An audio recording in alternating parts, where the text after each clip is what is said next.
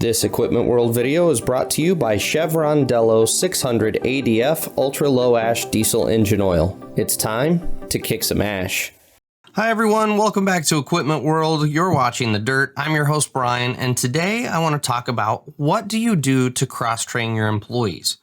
A better question is, do you cross-train your employees? So let's dive right into it. The blue-collar world, specifically the construction industry, is kind of a unique space because we don't have these super clearly defined roles like you would see in an office environment. And so as a result, you don't get a lot of cross-training that is intentional in the trades. And what do I mean by that? Most of our training comes from on-the-job experience. It's not something where we sit in a classroom. It's not something where you as the employer say, okay, Joe, you're going to go over here today and you're going to learn Sam's job. Instead, it's kind of this, when you get thrown into the mix, you learn on the fly and then you soak up as much information as you can as an employee. But that kind of doesn't always work the way that it should. A lot of times you may only be involved in underground work, or you may only be involved in road work, or you may only be involved in site work. And you don't get other opportunities to train in different areas, or likewise, you don't get opportunities to train in different pieces of equipment. And what we struggle with in the dirt world is being intentional about our cross-training. And cross-training is really important not only to your employees, but you as the employer. But before we get into that, I want to take a second to tell you about the sponsor of this video, Chevron Lubricants. Protecting your diesel engine and its exhaust aftertreatment system has traditionally been seen as an either-or proposition when it comes to choosing the engine oil that's going to protect your system. And that's exactly why Chevron spent more than a decade of R&D work developing a no-compromise formulation.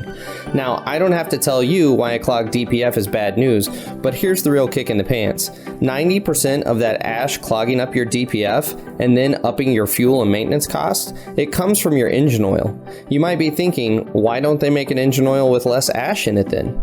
You'll be happy to learn that Chevron agrees with you. They've developed a new ultra-low ash diesel engine oil that is specifically designed to combat DPF ash clogging.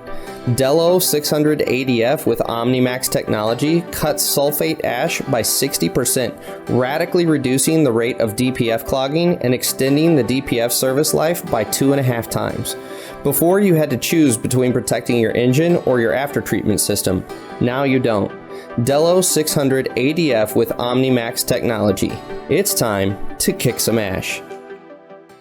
Think of it as investing in your employees. It makes no sense to bring in someone into the company and give them this tiny finite window into what they're supposed to do and not ever give them any other information.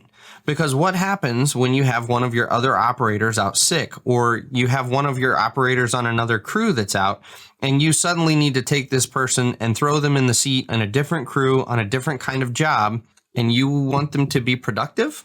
How are they going to be productive? If they haven't taken the time, if you as the employer haven't taken the time to cross-train them in these different areas, it's going to be a wasted day. So instead of thinking about cross-training, intentionally cross-training as a waste of time, think about it as an investment. You can be intentional in your cross-training. You can decide what days work best, where you're not going to slow up the job, production isn't going to come crashing down, and you can substitute a guy over here and maybe take his counterpart back so that you can cross-train both employees at the same time. Now, one thing I do want to be clear about, when you do this cross-training, communication, we've talked about it a lot on this channel, communicate what's going on to your employee. Let them know that you as an employer are investing in them. Tell them you are going to take them off of their current job, not because they're doing a poor job, but because you are investing in them and you want to cross-train them in other areas of the business.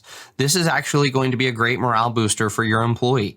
To know that my employer not only sees me as an individual on the job, which is always important in this industry because a lot of times you do feel just kind of like a mindless drone, and that's how the office sees you. So to have your employer actually see you is going to boost morale, but then to not only have the employer see you, but now they are proactively investing time and money into you as an employee, that is a huge morale boost. That means, that tells me as an employee, I'm important to this company to the point that they are willing to invest in me. That's huge.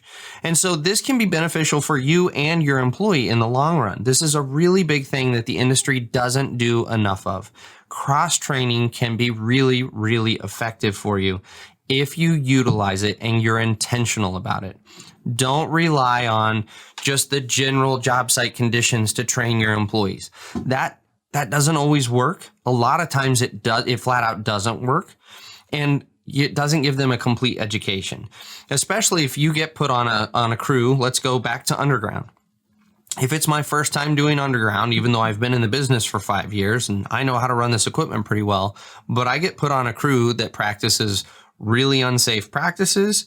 They do a really poor job of putting the pipe in the ground, whatever it is. I haven't gotten an effective education.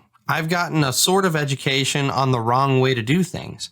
And so if you're intentional as an employer about, okay, I have a really good crew over here that I'm going to go put you with for 2 days so that you can go learn how to do pipe work the appropriate way, the correct way, that will be a very effective use of your time, and it's going to make your employee very happy that you've taken the time to do that. So this is a short topic. I don't have a long one for today, but I do think this is something the industry really doesn't do a great job at. Cross-training and continuing education is an area where we really tend to drop the ball in this industry.